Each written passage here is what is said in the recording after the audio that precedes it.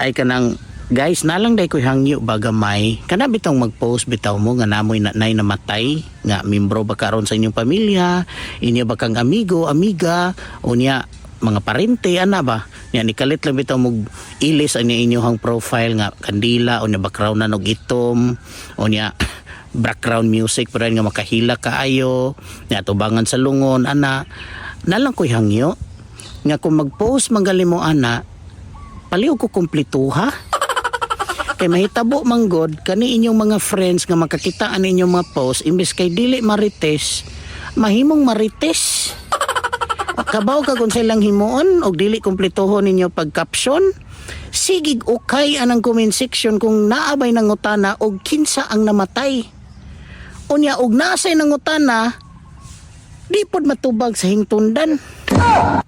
Ni samot ka rigor ang mga ulo sa marites. Dili ba na sila marites ha, pero nahimo lang marites. Unya na po dayon nga nay natubag nga kinsa namatay. Unya ang pangutan na pod unsa na sa hinungdan sa kamatayon.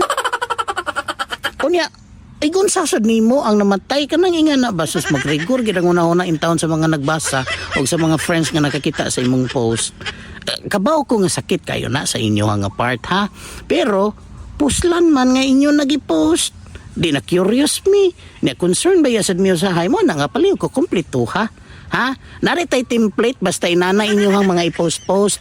Kinsa ang namatay, unsay hinungdan sa kamatayon, og igunsa nimo ang namatay kana kay aron wa nagipangutana gid ning mga marites kay sige bulikat aning comment section gid oy makita lang gid ang mga impormasyon nga naa sa ilang mga hunahuna kay mga curious lagi dili man ta marites pero mamarites gyud og kuwang ang inyong mga detalye ha mara na ko hangyo sige salamat.